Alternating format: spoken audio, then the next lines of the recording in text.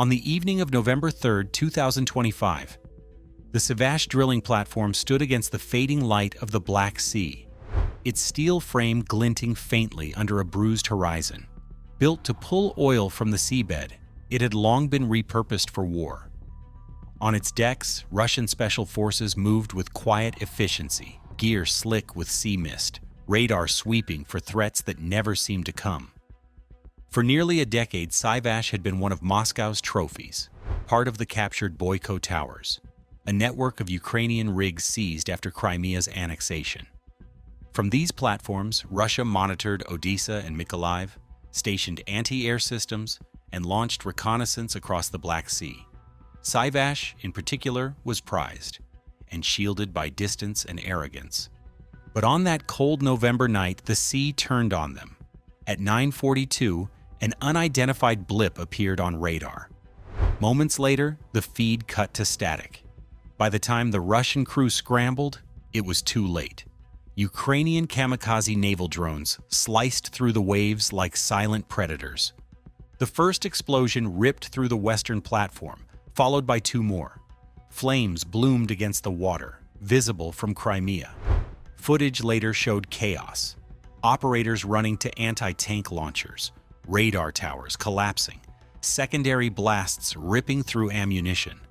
Within minutes, an elite unit was wiped out, communications severed, surveillance reduced to ash. What had once symbolized Russian control now burned as a beacon of Ukrainian defiance.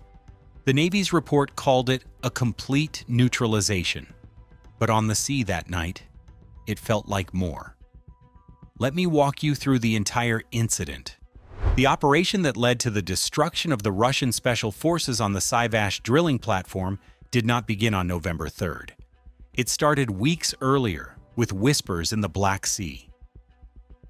Ukrainian naval intelligence had been tracking increased radio chatter near the so-called Boiko Towers, a cluster of offshore drilling rigs Russia had turned into fortified military outposts.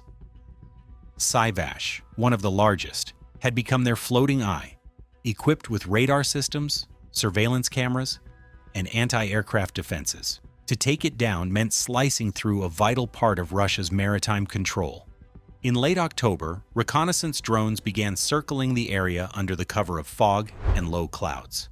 These were not the fast, loud Bayraktars that once dominated headlines, but sleek, silent kamikaze drones customized by the Navy's engineers.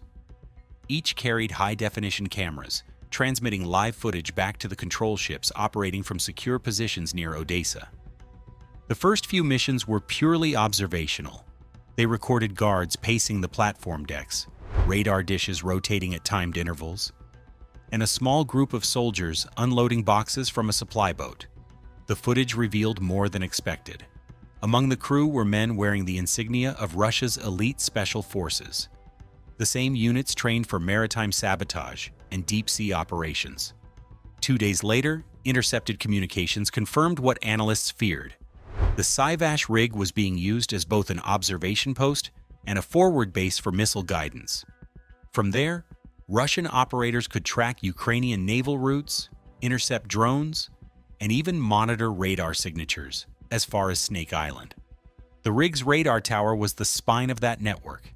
Destroying it would not just eliminate an outpost, it would blind a part of Russia's southern defense grid. By October 31st, the plan was approved. The mission would involve 3 separate naval teams: the Special Boat Unit, responsible for transport and extraction, the Marine Commandos, tasked with direct engagement, and the Unmanned Systems Division, overseeing drone strikes and real-time surveillance. Timing was crucial.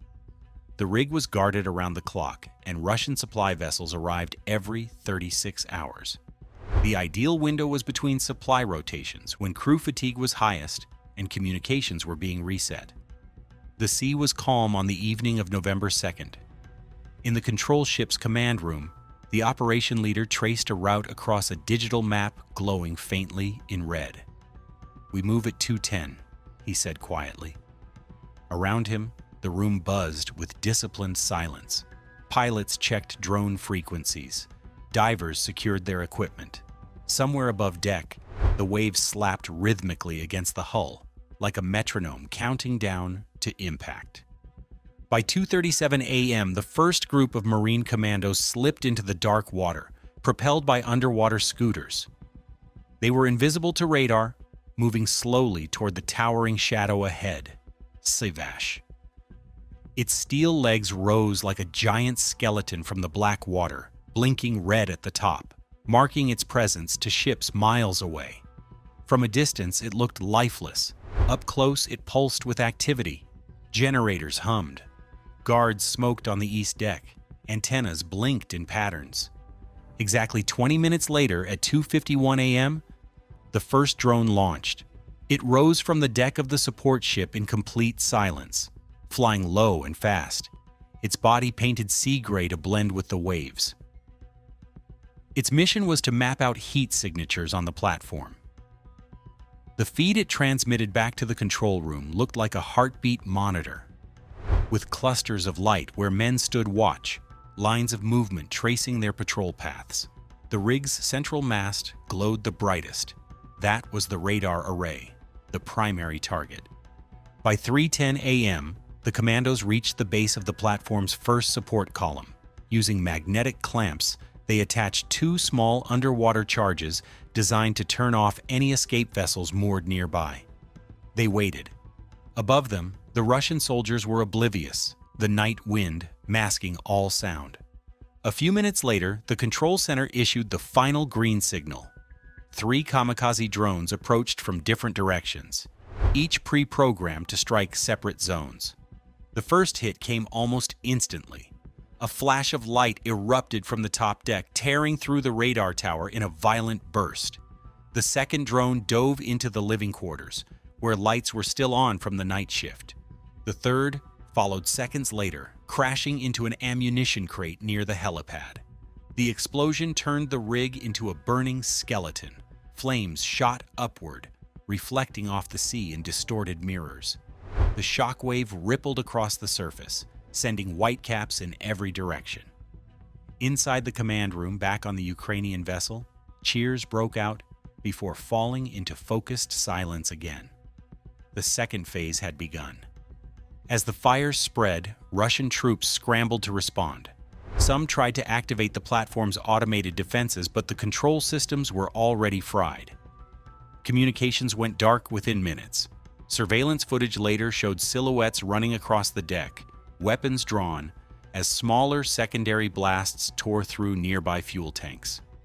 By 3:34, the Marine commandos surfaced and began their ascent up the rig's maintenance ladder. Their helmets glowed faintly in infrared as they climbed through smoke and debris. One of them later described the air as tasting like metal and fire. The heat was unbearable, but they pressed on.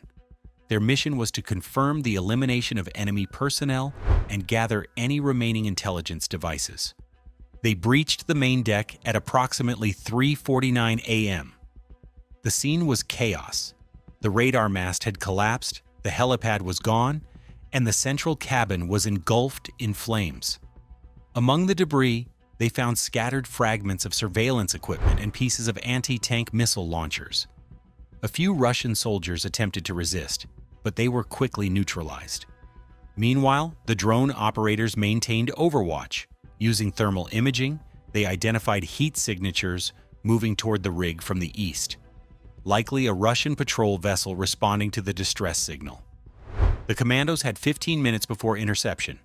They collected what data they could, set demolition timers on any remaining weapons, and signaled extraction. By 4:07, evacuation began.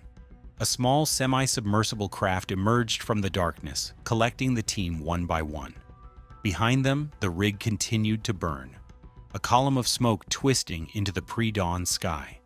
The last charge detonated at 4:21, sending a thunderous explosion that broke the structure's spine. The Syvash platform tilted slightly, its metal frame hissing as seawater rushed into its lower compartments. At dawn, Ukrainian forces released the first drone footage. From above, the once mighty drilling platform was unrecognizable, a charred ruin surrounded by an oil-slicked sea. The radar tower, once Russia's maritime sentinel, had vanished completely. Reports confirmed that an elite Russian Special Forces unit had been stationed there, all of whom were killed in the operation. The footage also captured the destruction of a nearby anti-tank missile system and surveillance modules used to track Ukrainian naval routes. Around 8:30 a.m., Russian media began pushing a counter-narrative. They released footage of what they claimed was a successful strike on a Ukrainian boat by a Lancet drone. But analysts quickly identified the video as a recycled clip. The supposed Ukrainian boat was, in fact, a Ukrainian kamikaze drone striking the Syvash rig itself. The attempt to flip the narrative only magnified Russia's embarrassment. By midday, the Ukrainian Navy Command officially confirmed the operation's success. Their statement was concise, but carried an unmistakable tone of pride. The enemy's observation post has been neutralized. The Syvash platform no longer poses a threat. Social media erupted in celebration. For many Ukrainians, it was not just a tactical victory, but a historic one. One that reminded them that even in contested waters, Ukraine could strike deep and hard. As afternoon sunlight reflected off the Black Sea, analysts in Kyiv pieced together the aftermath. The destruction of Syvash had crippled Russia's maritime monitoring capability across the northern coast of Crimea. Without that platform, their radar coverage now had a blind spot extending nearly 50 kilometers. It also severed one of the few supply chains delivering reconnaissance data to nearby coastal bases. By 5 p.m., satellite imagery confirmed that the platform was no longer operational. Heat signatures had faded entirely, leaving only the dark outline of a scorched structure. Rescue ships sent by the Russian command circled the area but maintained distance, wary of unexploded munitions. That evening, Ukrainian naval engineers analyzed the drone footage frame by frame, studying every angle of impact. Each successful hit provided data for improving accuracy and stealth for future missions. What stood out most was the precision.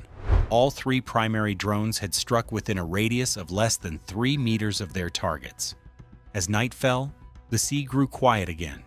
The flames had dimmed, and the horizon swallowed the last traces of smoke. For the crews aboard the Ukrainian vessels, there was little celebration. They knew the operation's success would ripple beyond headlines. Russia would retaliate, likely with intensified strikes across southern Ukraine. Still, in the stillness of that night, there was an unspoken understanding among them. They had not just destroyed a platform, they had reclaimed a piece of the sea. By 10:40 p.m., the command ships began their return journey. The decks were cold and wet with sea spray. Operators huddled around glowing screens, replaying the moment the radar tower fell. Some smiled quietly. Others stared in silence.